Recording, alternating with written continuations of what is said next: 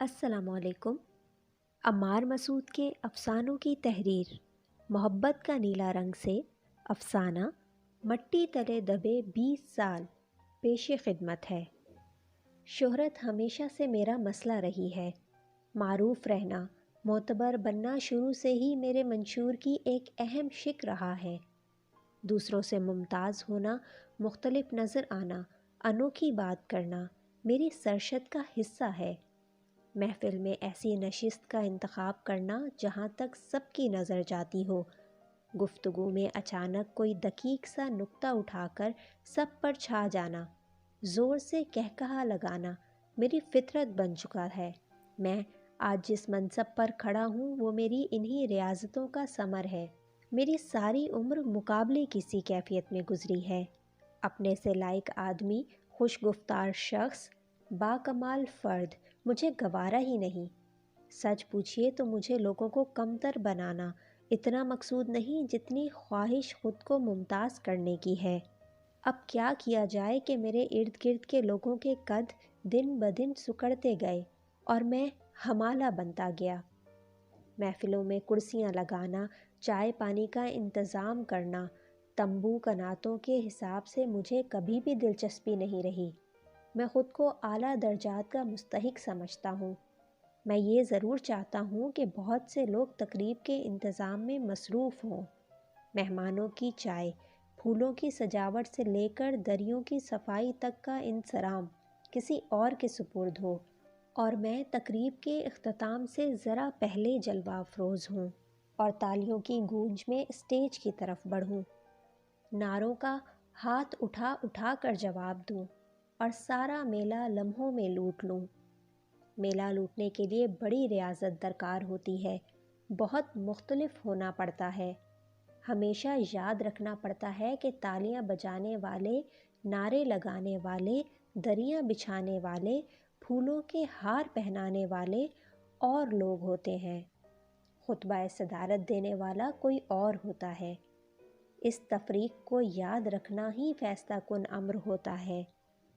میری ساری زندگی کی جدوجہد کا حاصل آج یہ ہے کہ اب میرا نام سامعین، حاضرین، ناظرین کی فہرست میں نہیں، بلکہ اب میرا شمار کرشمہ دکھا کر سحر طاری کرنے اور میلہ لوٹ لینے والوں میں ہوتا ہے۔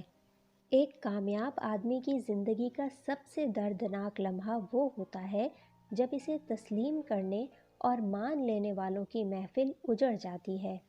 سر جھکا کر سلام کرنے والے دور دور تک نظر نہیں آتے، آٹوگراف لینے والوں کی قطاریں ناپید ہو جاتی ہیں۔ معروف آدمی کے لیے یہ لمحہ بڑا اذیت ناک ہوتا ہے۔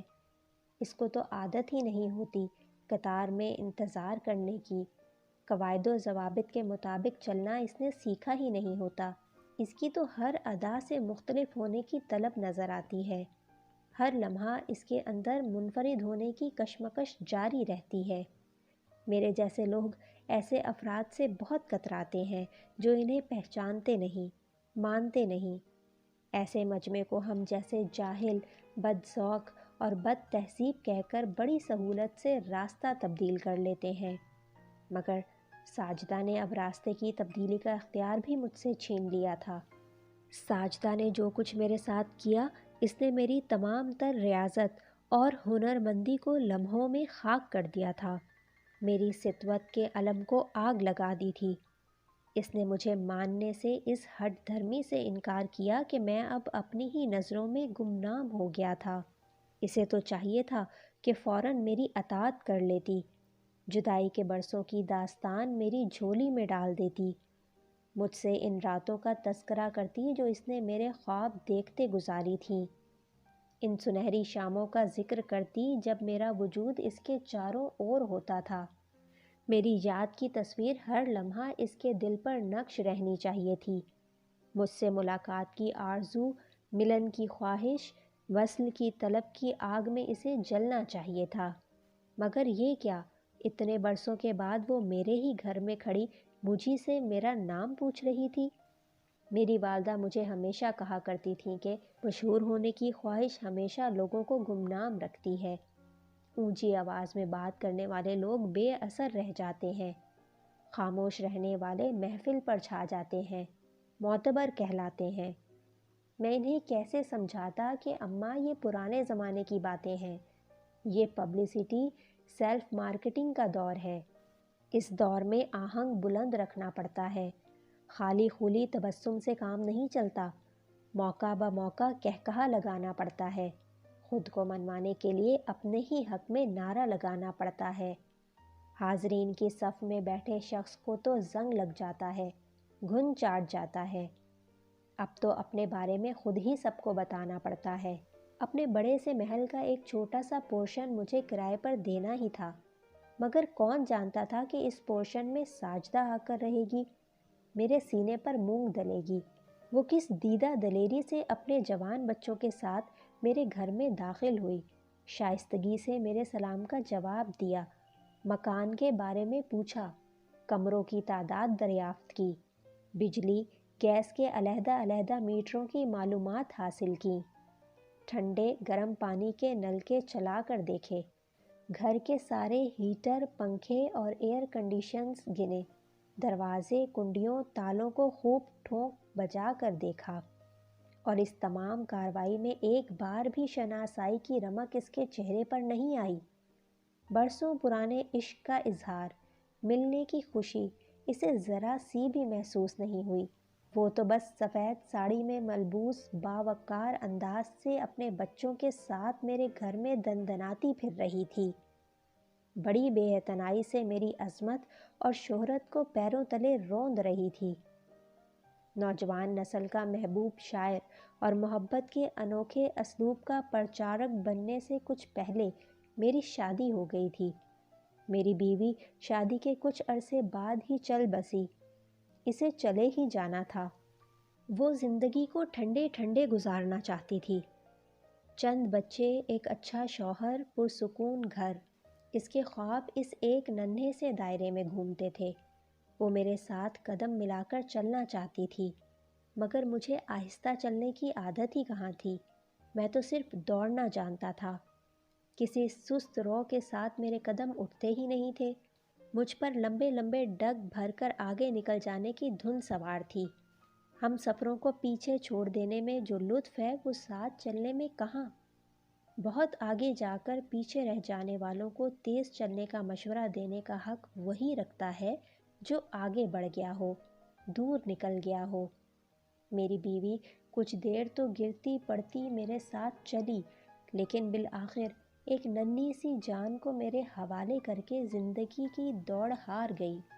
میں چاہتا تو دوسری شادی کر سکتا تھا، مگر ایسا کرنے سے میرے امیج پر زد پڑتی تھی۔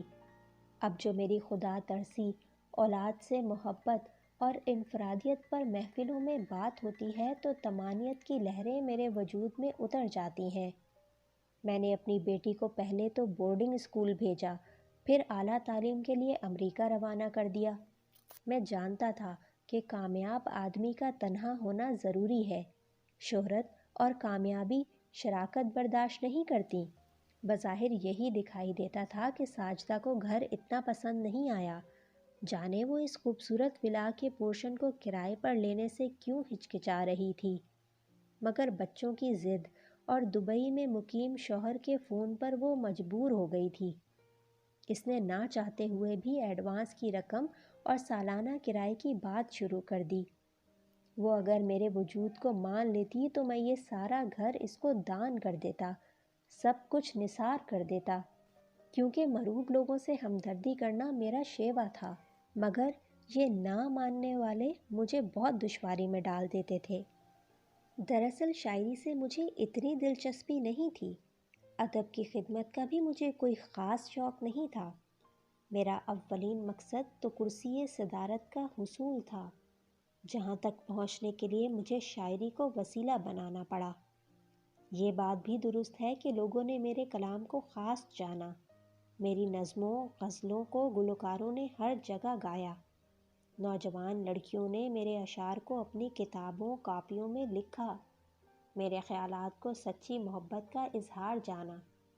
میں جانتا ہوں کہ اس ملک میں کتنے ایسے دل ہیں جو میری محبت کی آگ میں جلتے ہیں، کتنی آنکھیں جدائی کے لفظ پر نم ہو جاتی ہیں، کتنے ایسے لوگ ہیں جو میرے حروف کو محبت کی سچائی سے تعبیر کرتے ہیں، مجھے دیوتا مانتے ہیں، میری پوجا کرتے ہیں، مگر یہ میرا ہی دل جانتا ہے کہ اس مرتبے تک پہنچنے کے لیے مجھے کتنے جتن کرنے پڑے، کس طرح میرے اشعار مقبول ہوئے، سینئر شعراء کی موجودگی میں کس کس سے کہلوا کر میں نے سب سے آخر میں نہایت انکساری سے اپنا کلام عوام الناس کو عطا کیا، جان جوکھوں سے گزر کر میں نے اپنی شخصیت اور فن پر مقالے لکھوائے، کس کس کو کھانے کھلا کر فرنٹ پیج پر تصویر کے ساتھ ادب کی زبوں حالی کے قصے چھپوائے۔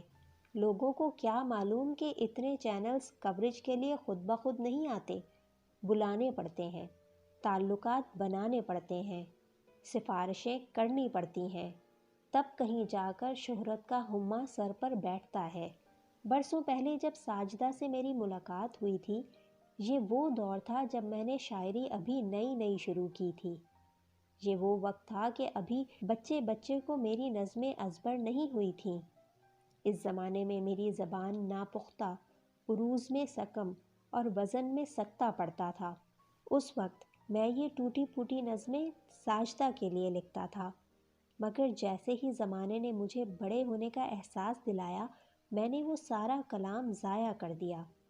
شہرت کے پلسرات پر سے گزرنا بڑا نازک عمل ہوتا ہے، ذرا سی غفلت، تھوڑی سی لاپرواہی گمنامی کی اتھاہ گھاٹیوں میں دھکیل سکتی ہے۔ میرے مخالفین اب کبھی مجھ سے انتقام لینے کے لیے کسی ٹی وی انٹرویو میں اگر میرے ابتدائی دور کے کلام کا ذکر بھی کرتے تو میں سرے سے منکر ہو جاتا، ان سارے لفظوں کو اپنے لیے الزام قرار دیتا، اپنے خلاف پروپیگنڈا اور سوچی سمجھی سازش گردانتا۔ ساجدہ اب کئی مہینوں سے میرے گھر میں رہ رہی تھی، کئی بار اس سے ملاقات ہوئی، تنہائی بھی میسر آئی، مگر ہر بار اس نے کسی بھی پہچان سے مکمل انکار کر دیا۔ مجھے یوں لگتا تھا کہ وہ مجھے پہچان تو گئی ہے، مگر اب مجھے نیچا دکھانا چاہتی ہے۔ مجھے بھی اب اس سے کوئی محبت نہیں تھی، نہ ہی میں اس بوسیدہ محبت کو جگا کر کوئی نیا بکھیڑا پالنا چاہتا تھا۔ محبت کا کھیل کھیلتے کھیلتے اب میں اکتا سا گیا تھا، مجھے تو بس صرف اس بات سے غرض تھی کہ وہ ایک بار اقرار کر لے، میرے سامنے تھوڑا سا رو لے، میرے سہارے کی تمنا کا اظہار کرے، بس ایک بار۔ آج شام بھی میرے گھر میں ایک شاندار ادبی تقریب کا اہتمام کیا گیا تھا۔ آج شام بھی شہر کے معروف اور غیر معروف شعراء ایک پرتکلف ضیافت چکھنے کی آس میں مجھے داد دینے میں فراخ دلی کا مظاہرہ کر رہے تھے۔ شائقین کا ایک ہجوم جمع تھا، ساجدہ بھی سپاٹ سا چہرہ لیے میرے سامنے بیٹھی تھی، لوگ میرے ایک ایک مصرعے پر جھوم جھوم جاتے، میری نظموں کی فرمائشیں ختم ہی نہیں ہو رہی تھیں، ہر شعر پر داد و تحسین کا غلغلہ مچتا تھا۔ اخبار کے رپورٹر اور ٹی وی چینلز اس تقریب کی کوریج کر رہے تھے، میرے پروردہ نو آموز شعراء داد دینے اور مصرعے اٹھانے کے لیے حاضرین میں ٹکڑیوں میں بٹ کر بیٹھے تھے، ہر طرف سے واہ واہ کا طوفان برپا تھا اور مکرر کی صدائیں بلند ہو رہی تھیں۔ ایسے میں ساجدہ پتھر کا سا چہرہ لیے میرے سامنے بیٹھی تھی، یوں لگتا تھا کہ کوئی مصرع، کوئی شعر، کوئی شگفتہ خیال اس کے دل کو چھو کر نہیں گزر رہا، داد کا ایک لفظ بھی اس کے منہ سے نہیں نکلا تھا۔ محبت کے دیوتا کا تخت ڈول رہا تھا اور وہ ایک خاموش تماشائی کی طرح یہ منظر دیکھ رہی تھی۔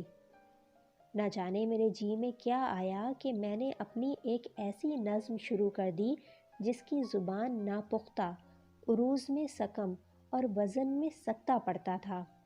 حاضرین دم بخود رہ گئے، داد دینے والے چپ ہو گئے، خوشامد بھری واہ واہ کسی دور کونے میں دم توڑ گئی، تالیاں تھم گئیں، لیکن پہلے ہی مصرعے پر ساجدہ کا رنگ متغیر ہو گیا اور لمحوں میں آنسوؤں کی لڑی اس کے چہرے پر پھیل گئی تھی۔ میری شہرت کے ملبے تلے دبی 20 برس پرانی محبت پر سے مٹی دھل رہی تھی اور میں سوچ رہا تھا کہ کامیاب آدمی کی زندگی کتنی کٹھن ہوتی ہے، اپنے آپ کو منوانے کے لیے اسے کن خار زاروں سے گزرنا پڑتا ہے۔